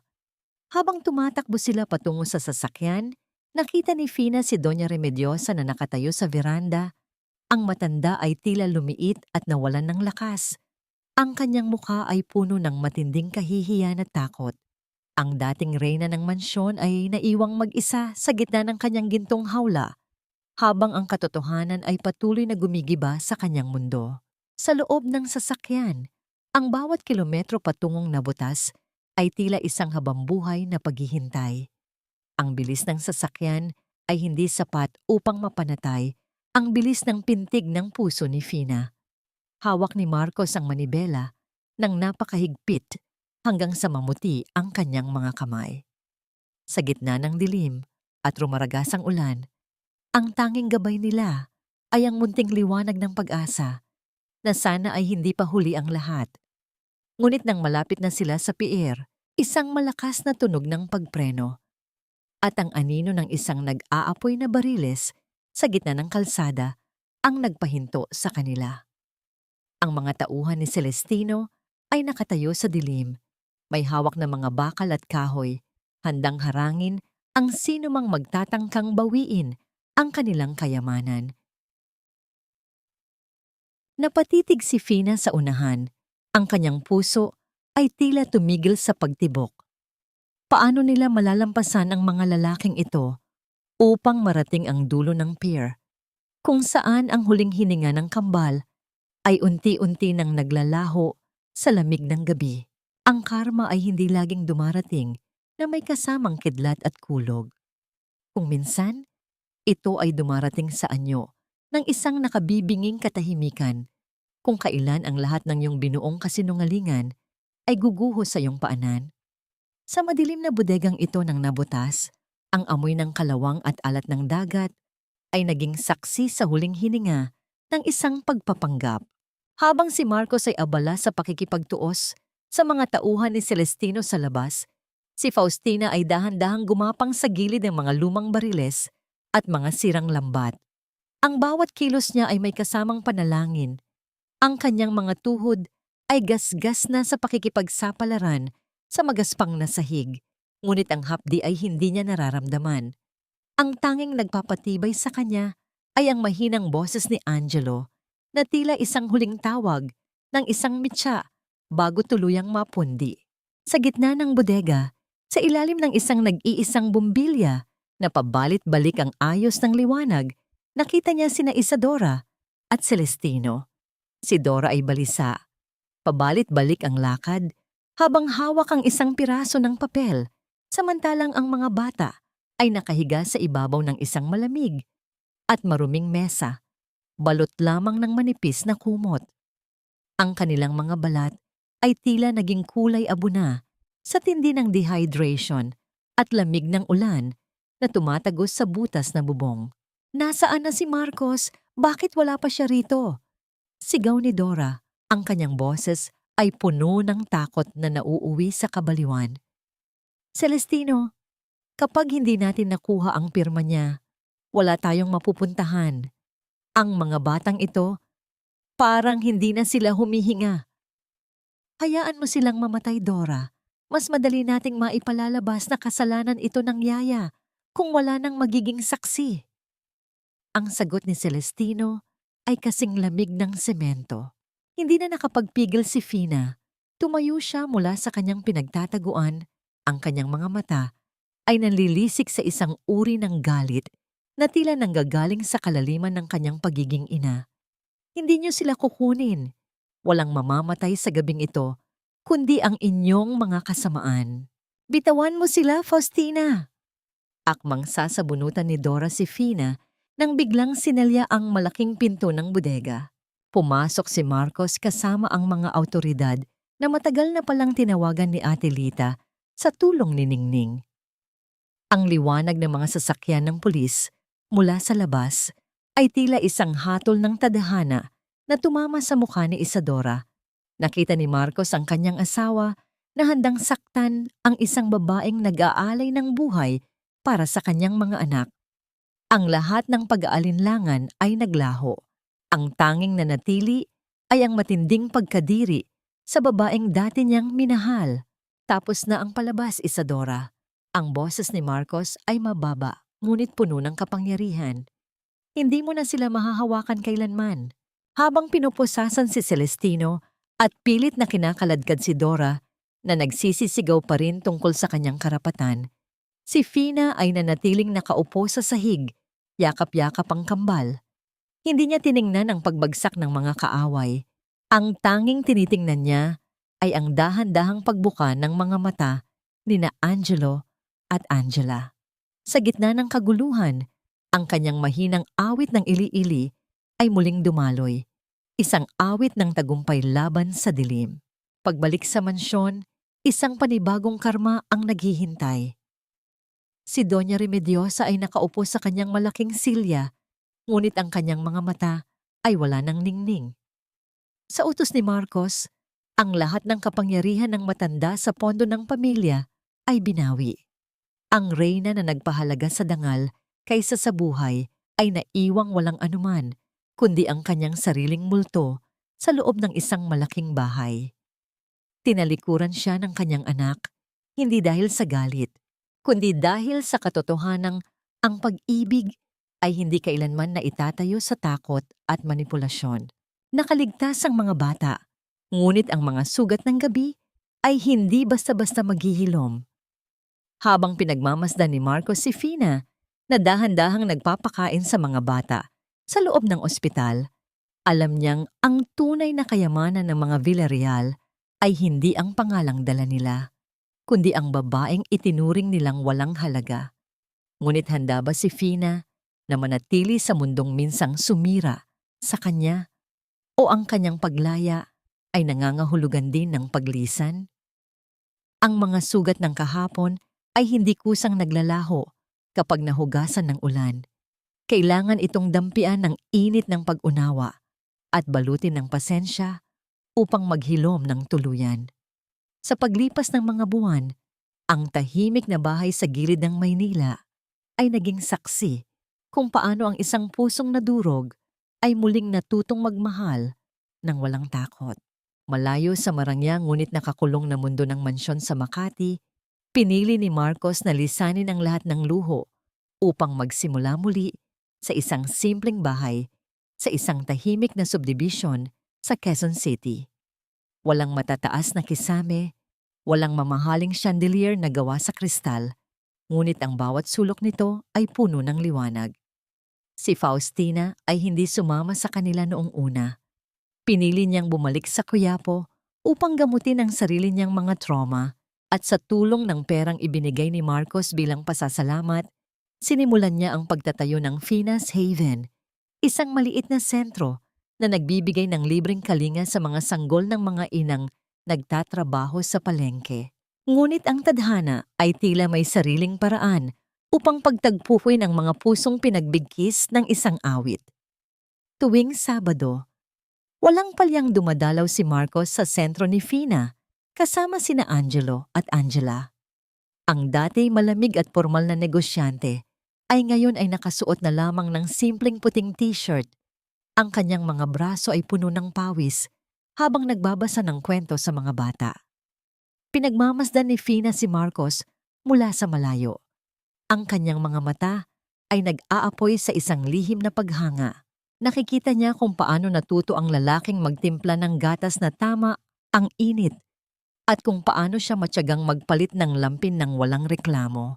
Isang hapon, pagkatapos magpakain ng mga bata sa sentro, naiwang mag-isa sina Fina at Marcos sa maliit na hardin ng pasilidad. Ang araw ay unti-unting lumulubog, nagbibigay ng ginintuang kulay sa paligid. Nakaupo si Fina sa isang kahoy na bangko, abala sa pag-aayos ng mga lumang laruan, nang dahan-dahang tumabi sa kanya si Marcos. Ang distansya sa pagitan nila ay tila naglaho, pinalitan ng isang init na hindi nangangailangan ng anumang salita. Fina. Ang boses ni Marcos ay malalim ngunit puno ng lambing, isang himig na matagal na niyang pinipigilan. Sa tuwing umuuwi ako sa bahay nang wala ka, pakiramdam ko ay palaging may kulang. Ang mga bata, palagi nilang hinahanap ang boses mo sa gabi. Huminto si Fina sa kanyang ginagawa. Ang kanyang puso ay nagsimulang tumibok ng mabilis, hindi dahil sa takot, kundi dahil sa isang uri ng ligaya na ngayon lamang niya hinayaang maramdaman. Dahan-dahan niyang ibinaba ang laruan at tumingin kay Marcos. Nakita niya sa mga mata nito ang isang lalaking hindi na nagtatago sa likod ng kanyang yaman, kundi isang amang nagpapasalamat sa nag-iisang taong nagligtas sa kanyang pamilya. Marcos, ang buhay ko ay nandito na sa mga batang ito. Hindi ko alam kung kakayanin kong bumalik sa mundong halos pumatay sa akin. Bulong ni Fina, ang kanyang boses ay may halong pangamba. Tila naiintindihan ng hangin ang kanilang pag-uusap nang dahan-dahang humihip ito. Pinalilipad ang ilang hibla ng buhok ni Fina sa kanyang mukha. Sa isang banayad at maingat na kilos, itinaas ni Marcos ang kanyang kamay at dahan-dahang inayos ang buhok sa likod ng tainga ni Fina. Ang pagdampi ng kanyang mga daliri sa balat ni Fina ay nagdulot ng isang matinding kilig na umabot hanggang sa kaibuturan ng kanyang kaluluwa. Ang init ng kanyang palad ay tila isang sumpa ng proteksyon at walang hanggang pag-ibig. Hindi kita aayain pabalik sa nakaraan, Fina. Malumanay na sagot ni Marcos. Ang kanyang mga mata ay hindi bumibitiw sa paningin ni Fina. Gusto kitang anyayahan sa kinabukasan. Kahit saang bahay, kahit anong estado sa buhay, ang gusto ko lang ay magkasama tayo. Turuan mo akong magmahal tulad ng pagmamahal mo sa mga anak ko. Sa sandaling iyon, ang kambal na kanina pa nakatingin sa kanila mula sa pintuan ng sentro ay naglakad patungo sa kanila. Si Angela, na ngayon ay masigla at malusog na, ay yumakap sa binti ni Fina at bumigkas ng isang salitang matagal nang ninanais marinig ng dalaga. Nanay. Pina, ang luha ni Fina na matagal na niyang pinipigilan ay tuluyang bumagsak. Ngunit sa pagkakataong ito, hindi ito luha ng pighati o pangungulila para sa anak na nawala. Ito ay luha ng labis na kaligayahan dahil alam niyang ang kanyang pag-ibig na matagal niyang inilaan sa hangin ay sa wakas ay may inuwi ang tahanan. Handa na kaya si Fina na yakapin hindi lamang ang papel ng isang ina sa kambal, kundi ang pag-ibig ng lalaking handang iwan ang lahat para sa kanya? Ang katarungan ay hindi laging matamis. Madalas, isa itong mapait na gamot na kailangang lunukin upang tuluyang malinis ang laso ng nakaraan. Sa kabilang banda, ang pag-ibig ay ang tanging lunas na may kakayahang bumuo muli sa isang pusong nadurog ng labis na panlilinlang. Sa loob ng isang masikip at malamig na selda sa pampublikong piitan ng Maynila, ang dating reyna ng mansyon ay nakaupo sa ibabaw ng manipis na karton. Ang puting puntas na gown ni Isadora ay napalitan ng isang magaspang at kulay kahel na uniforme. At ang kanyang mga daliring dati ay puno ng diamante ay ngayon ay nakakuyom sa panginginig. Ang mabigat na pintuang bakal ng kulungan ay sumara. Ang paglapat ng mga rehas ay nag-iwan ng isang alingaw-ngaw ng kawalang pag-asa para sa babaeng nagbenta ng sariling laman at dugo kapalit ng salapi. Wala ng mga kamera, wala ng mga tagahanga, at lalong wala ng Celestino na kasalukuyang nakakulong sa kabilang pasilidad, naghihintay ng mahabang sentensya para sa patong-patong na kaso ng pangingidnap at panloloko. Binayaran ni Isadora ang kanyang kalupitan ng isang habambuhay na pagkabilanggo sa sarili niyang mga kasalanan. Isang mundo ang pagitan mula sa madilim na rehas na yon. Ang finest haven ay namumukadkad na tila isang paraiso sa gitna ng ingay ng lungsod. Ang maliit na pasilidad ay puno ng kulay at pag-asa. Ang mga dingding nito ay ginuhitan ng mga masasayang mukha ng araw at mga bulaklak, at ang hangin ay palaging amoy ng bagong lutong tinapay at malinis na pulbos ng sanggol. Hindi na kailangang magtago ni Faustina sa madilim na pasilyo upang mag-aruga. Dito, siya ang nagbibigay liwanag. Nang hapong iyon, matapos sunduin ng mga nagtatrabahong ina ang kani-kanilang mga anak, isang mapayapang katahimikan ang bumalot sa pasilidad. Nakaupo si Fina sa isang malaking duyan sa ilalim ng puno ng mangga sa likod bahay. Yakap ang natutulog na si Angela, habang si Angelo naman ay mahimbing na nakadantay sa malapad na dibdib ni Marcos sa kabilang upuan. Ang mga bata ay hindi na umiiyak sa gutom o takot. Ang kanilang mga paghinga ay may kumpas ng kapayapaang matagal nilang ipinagkait.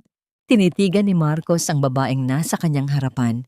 Nakita niya ang mga maliliit na peklat sa kamay ni Fina, mga bakas ng kanyang nakaraan sa Quiapo at ng kanyang pakikipaglaban sa mansyon. Ngunit para kay Marcos, iyon ang pinakamagandang kamay na nakita niya sa buong buhay niya. Mga kamay na hindi natakot na masugatan, mailigtas lamang ang kanyang pamilya. Dahan-dahang tumayo si Marcos, inilipat ang natutulog na si Angelo sa isang malambot na noy na malapit sa kanila, bago siya lumapit sa duyan ni Fina. Lumuhod siya sa damuhan. Ang kanyang mga tuhod ay hindi alintana ang dumi ng lupa. Kinuha niya ang libreng kamay ni Fina at idiniit ito sa kanyang sariling pisngi. "You saved my children, Fina." Ang boses ni Marcos ay isang malumanay na pag-amin. "Pero ang hindi mo alam, iniligtas mo rin ako. Tinuruan mo akong maging ama. Tinuruan mo akong maging tao muli." Naramdaman ni Fina ang panginginig ng mga labi ni Marcos laban sa kanyang palad. Ang kanyang puso ay umaapaw sa isang damdaming hindi niya akalaing mararanasan niya pa. Ang pakiramdam na siya ay sapat, na siya ay mahalaga, at na siya ay lubos na minamahal. "Marcos, ang pagmamahal ay hindi nagbibilang ng utang na loob," sagot ni Fina. Ang kanyang mga mata ay nagniningning sa luha ng kaligayahan. "Ginawa ko yon dahil mahal ko sila at dahil mahal din kita."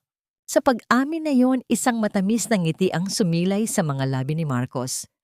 Dahan-dahan siyang tumayo at lumapit ng husto kay Fina. Walang naganap na pilit na pagmamadali.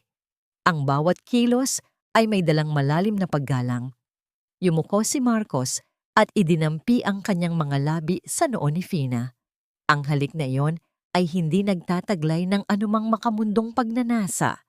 Ito ay isang basbas ng kalangitan, isang selyo ng pangako at isang tahimik na panunumpa na mula sa araw na yon, siya na ang magiging kalasag ni Fina laban sa lahat ng unos ng buhay.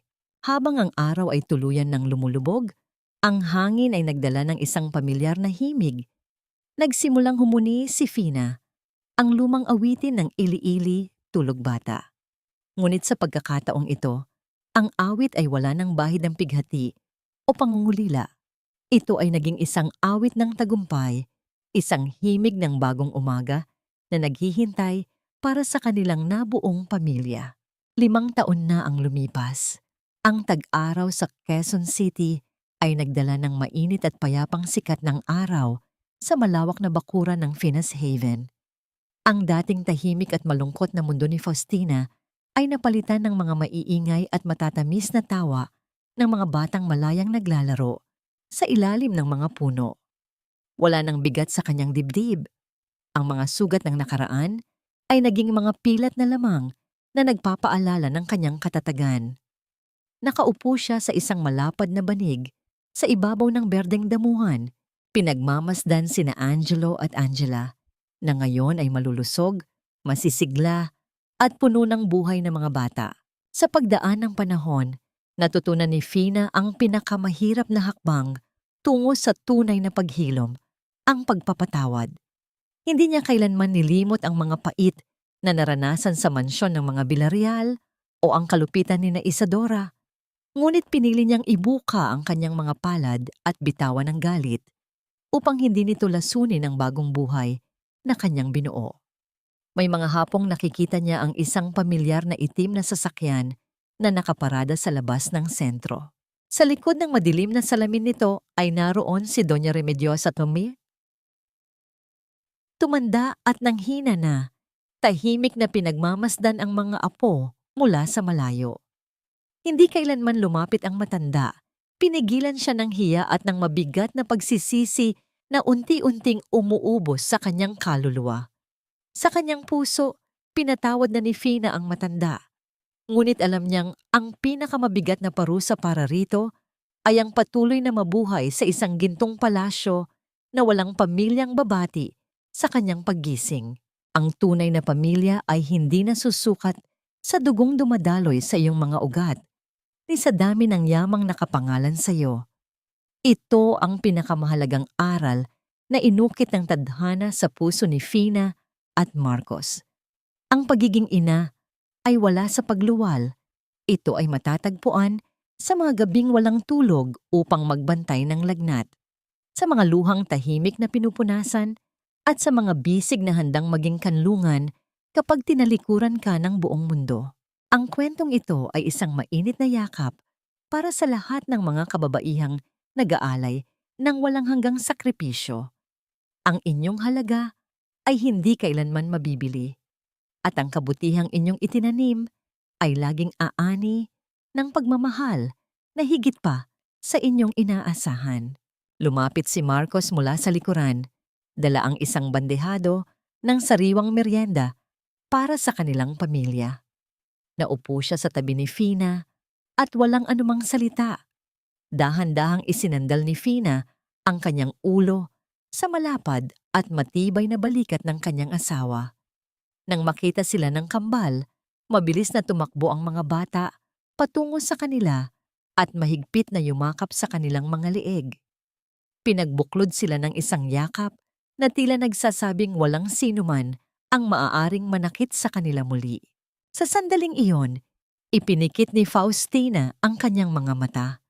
Ang kanyang awit ng Ili-ili na minsang naging panawagan ng isang pusong nawasak sa gitna ng dilim ay tuluyan ng naglaho, pinalitan ng pinakamasarap na himig ng kapayapaan, kalinga, at isang pamilyang buo hanggang sa dulo ng walang hanggan.